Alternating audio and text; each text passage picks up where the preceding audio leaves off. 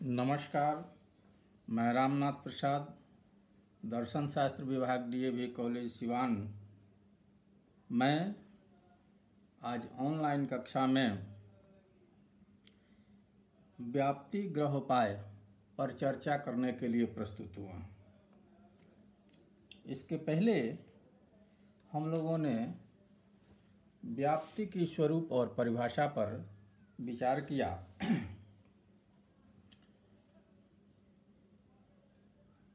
न्याय दर्शन में व्याप्ति की स्थापना पर विस्तार पूर्वक विचार किया गया है।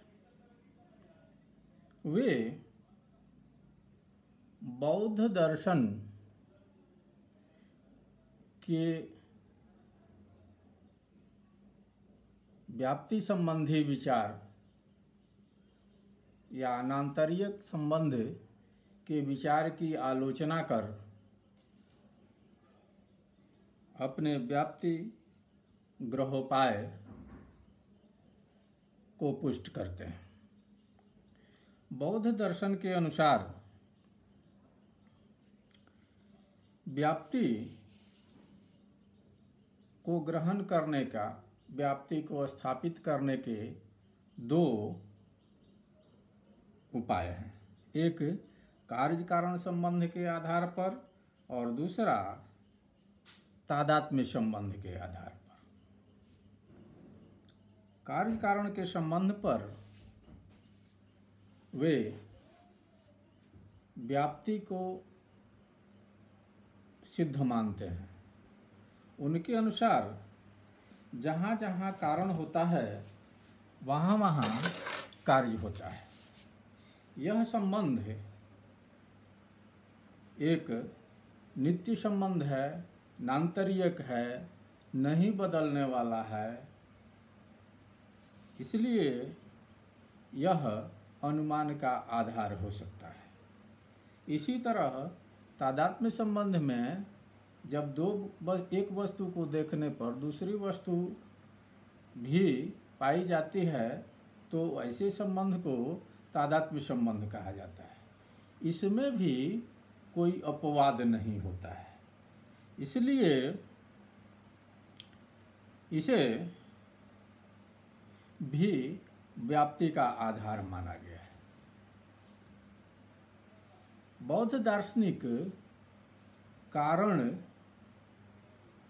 और कार्य के आधार पर 5 अवस्थाओं में व्याप्ति की स्थापना मानते हैं और इस सिद्धांत को पंचकारणी सिद्धांत कहते हैं। जैसे पहली अवस्था है कारण और कार्य दोनों नहीं है। जैसे मान लिया जाए कि मलेरिया के मच्छर से मच्छर होता है, तो मलेरिया का मच्छर नहीं है तो मलेरिया भी नहीं होता है। पहली अवस्था है कि कारण भी नहीं है, कार्य भी नहीं है, बादल भी नहीं है और वर्षा भी नहीं हो रही है। इस अवस्था से आगे बढ़ने पर कारण के उपस्थित होने पर कारण उपस्थित होता है, और जैसे मच्छर उत्पन्न होता है या दूसरे उदाहरण में बादल उत्पन्न होता है, तब शीघ्र ही कार्य उपस्थित होता है। मलेरिया का मच्छर दिखाई देता है और उसके बाद पता चलता है कि किसी को मलेरिया हो गया, या बादल आता है और उसके बाद देखा गया कि वर्षा होने लगती है।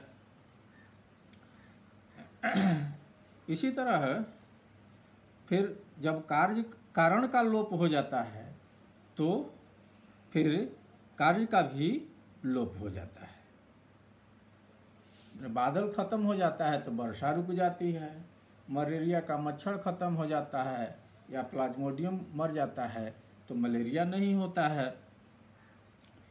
इस तरह ये 5 अवस्थाएं हैं जिसके आधार पर कार्य कारण संबंध स्थापित होता है और इस संबंध के आधार पर एक नान्तरीय या व्याप्ति वाक्य स्थापित होता है।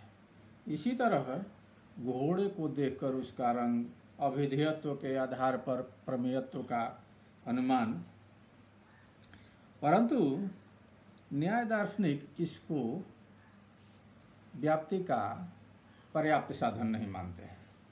उनके अनुसार बहुत सी व्याप्तियां हैं जो कार्य कारण संबंध और तादात्म्य संबंध के अलावा भी हैं। जैसे दिन रात का संबंध है, रात होने पर तारे उग जाने का संबंध है, या दूसरी बात न्याय दार्शनिक बताते हैं कि तादात्म्य संबंध में से हम अनुमान नहीं बल्कि प्रत्यक्ष ही करते हैं। जैसे घोड़ा और घोड़े का रंग या अन्य वस्तुएं देखकर हम, जैसे घोड़ा और घोड़ा का चौपाया होना, ये तादात्म्य संबंध है, परंतु ये तो प्रत्यक्ष ही हो जाते हैं। इसी तरह पंचकारणी सिद्धांत में निरीक्षण का दोष भी हो सकता है। जैसे हम मलेरिया के अलावा किसी अन्य मच्छर को देख लें और सामान्य बुखार को मलेरिया का बुखार समझ लें, तो इस तरह से इसमें निरीक्षण का दोष भी हो सकता है। इसलिए न्याय दार्शनिकों ने व्याप्ति की स्थापना के लिए एक पूरी व्यवस्था दी और अलग से 6 कारणों को बताया, 6 साधन बताए। न्याय दर्शन के अनुसार अन्वय, व्यतिरेक, व्यभिचाराग्रह, उपाधि निराश, तर्क और सामान्य लक्षण प्रत्यक्ष, ये व्याप्ति की स्थापना के लिए 6 साधन हैं। अन्वय उसे कहा जाता है जिसमें साधन या हेतु के सभी उदाहरणों में साध्य के उदाहरण पाए जाते हैं। जैसे हम हेतु का निरीक्षण करते हैं, हेतु के जितने भी उदाहरण हैं वो सभी साध्य से युक्त पाए जाते हैं। जैसे हम धुआं को देखते हैं, तो धुआं के सभी उदाहरणों को देखते हैं। जैसे महानस में देखते हैं, अंगीठी में देखते हैं, या धूनी में देखते हैं। तो जहाँ जहाँ धुआं निकल रहा है वहाँ वहाँ हम देखते हैं कि आग वर्तमान है। इस तरह से हम एक सामान्य निष्कर्ष निकालते हैं कि जहाँ जहाँ धुआं है वहाँ वहाँ आग है। व्याप्ति की स्थापना की इस विधि को अन्वय विधि कहा जाता है। व्यतिरेक निरीक्षण की वह विधि है जिसमें जहाँ जहाँ साध्य का अभाव होता है वहाँ वहाँ हेतु नहीं पाया जाता है। जैसे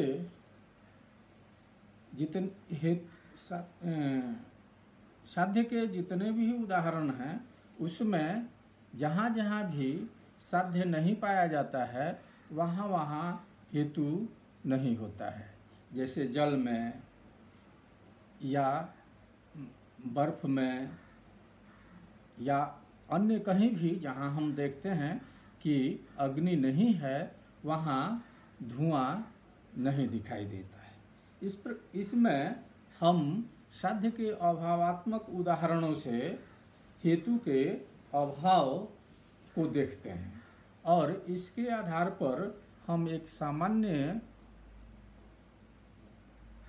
वाक्य बनाते हैं जिसमें इस वाक्य की स्थापना है कि जहाँ जहाँ साध्य नहीं होता है, जहाँ जहाँ अग्नि नहीं होती है वहाँ वहाँ धुआं नहीं होता है। यह व्यतिरेक व्याप्ति है। व्यतिरेक के माध्यम से जो व्याप्ति स्थापित होती है उसे व्यतिरेक व्याप्ति भी कहा जाता है। व्यभिचाराग्रह व्याप्ति स्थापना की वह विधि है जिसमें निरीक्षण के माध्यम से हम व्यभिचार या हेतु के साध्य के अलावा अन्यत्र पाए जाने की शंका का समाधान करते हैं। जैसे हम धुआं देखते हैं तो हम धुआं के सभी उदाहरणों को देखते हैं कि अंगीठी में धुआं है, महानस में धुआं है, धूनी में धुआं है, या इस तरह से हम सभी उदाहरणों को देखते हैं और यह भी प्रयास करते हैं कि ऐसे किसी स्थान पर उसका नहीं पाया जाना संभव हो सके जहाँ उसे नहीं होना चाहिए। जैसे जल में तो हम निरीक्षण के माध्यम से उसके नहीं पाए जाने की संभावना को पुष्ट करते हैं, अर्थात वह जहाँ भी पाया जाए वहाँ साध्य के साथ ही पाया जाए, साध्य के अलावा नहीं पाया जाए। अगर साध्य के अलावा कहीं पाया जाता है तो उसे हम स्वीकार नहीं करेंगे। इसी तरह से साध्य के संदर्भ में भी अगर हम व्यतिरेक व्यक्ति स्थापित करते हैं तो उसमें भी व्यभिचार की संभावना नहीं होती है। जैसे धुआं और अग्नि के उदाहरण में अग्नि के धुआं के जितने भी उदाहरण हो वो अग्नि में ही पाए जाने चाहिए, उसको जल में नहीं पाया जाना चाहिए। इस प्रक्रिया को हम व्यभिचार आग्रह कहते हैं। व्यभिचार आग्रह में व्यभिचार या विचलन को हम समाप्त करते हैं। हम इस संभावना को समाप्त करते हैं कि साध्य हेतु और साध्य के संबंध में किसी भी प्रकार का व्यभिचार है या दोनों के संबंध सहचार संबंध नहीं है, नियत संबंध नहीं है, बल्कि दोनों नियत सहचारी संबंध हैं, एकांतिक संबंध हैं। चौथा साधन है उपाधि निराश। व्याप्ति के लिए उपाधि निराश होना आवश्यक है। उपाधि का मतलब होता है वैसा गुण जो साध्य में हो परंतु हेतु में नहीं। जैसे मान लीजिए महानस में अग्नि का पाया जाना तो और वहाँ धुआं का होना, तो धुआं महानस में होता है। ऐसे में महानस उसका उपाधि है। उसी तरह से अंगीठी में अंगीठी अग्नि का उपाधि हो सकता है या अग्नि का दूसरा गुण हो सकता है जो साध्य में ही है परंतु वो हेतु में नहीं आता है। उपाधि इस तरह से हम अनेक उदाहरणों को देखते हैं कि कहीं उपाधि के कारण ही तो हेतु नहीं है, अर्थात धुआं अंगीठी में रहने के कारण है, आग के या महानस में रहने के कारण है या धुनी में रहने के कारण है। तो यह ऐसा नहीं है कि वह कहीं उपाधि से निकल रहा हो, वह हेतु उपाधि का गुण हो, बल्कि उसे साध्य का ही गुण होना चाहिए। इस तरह से हम अनेक उदाहरणों को देखते हैं और तब हम इस तरह का संबंध स्थापित करते हैं कि साध्य के गौण गुणों से नहीं बल्कि साध्य के आवश्यक गुणों से ही हेतु संबंधित है। इस तरह से जो क्रिया की उपाधि व्याप्ति ग्रहण की जाती है उसे उपाधि निराश उपाय कहा जाता है। ये सभी उपाय अन्वय, व्यतिरेक, व्यभिचाराग्रह, उपाधि निराश सभी अनुभवात्मक हैं। ये सभी निरीक्षण पर आधारित हैं। इनके आधार पर हम निरीक्षण के दोषों को दूर कर लेना चाहते हैं कि जितने भी उदाहरण देखे जाएं उनमें हेतु और साध्य का ऐसा संबंध रहे जिसमें निरीक्षण संबंधी कोई दोष नहीं रहे। परंतु इसके अलावा बौद्धिक दोष भी हो सकता है। इसके निराश के लिए, इसको समाप्त करने के लिए न्याय दार्शनिकों ने दो उपाय बताए हैं। एक तर्क और दूसरा सामान्य लक्षण प्रत्यक्ष। तर्क में हम किसी व्याप्ति को स्थापित करने के लिए जब अन्वय, व्यतिरेक, व्यभिचाराग्रह, उपाधि निराश और कर लेते हैं, तब हम तर्क की अवस्था पर पहुंचते हैं। तब तर्क के द्वारा उसका शुद्धिकरण करते हैं। इसको शुद्धिकरण कहना ज़्यादा उचित होगा। तर्क में हम व्याप्ति वाक्य के व्याघातक वाक्य को असिद्ध करते हैं और इस तरह से उसे हम स्थापित करते हैं। जैसे जहाँ जहाँ धुआं है वहाँ वहाँ आग है। इस व्याप्ति को तर्क द्वारा स्थापित करने के लिए हम उसके व्याघातक वाक्य को लेते हैं कि कुछ जगह जहाँ जहाँ धुआं है वहाँ आग नहीं है। उसके बाद हम चिंतन करते हैं और पाते हैं कि एक कार्य कारण का सिद्धांत है कि जहाँ जहाँ कार्य होता है वहाँ वहाँ कारण वर्तमान होता है। धुआं चूंकि आग का कार्य है, इसलिए जहाँ जहाँ धुआं होगा वहाँ वहाँ आग होगा।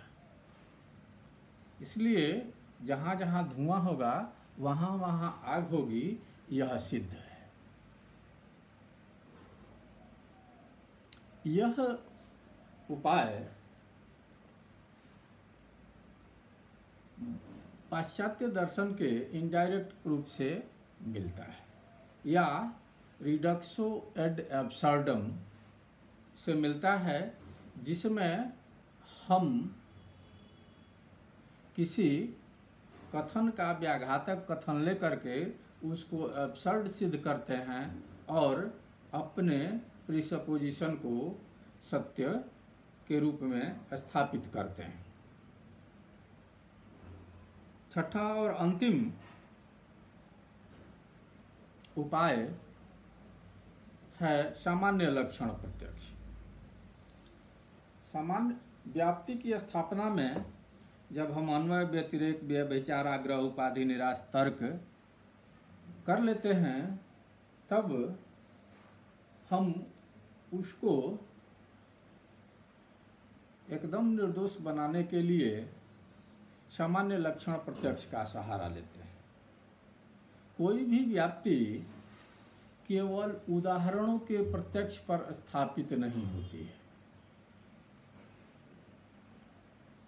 जैसे राम मनुष्य है, श्याम मनुष्य है, मोहन मनुष्य है, हरि मनुष्य है, इस तरह के अनेक उदाहरणों को हम लोग देखेंगे, लेकिन और यह भी देखेंगे कि राम मर रहा है, श्याम मर रहा है, यदु मर रहा है, लेकिन फिर भी यह स्थापना निर्दोष नहीं हो सकती है कि मनुष्य मरणशील है। मनुष्य को मरणशीलता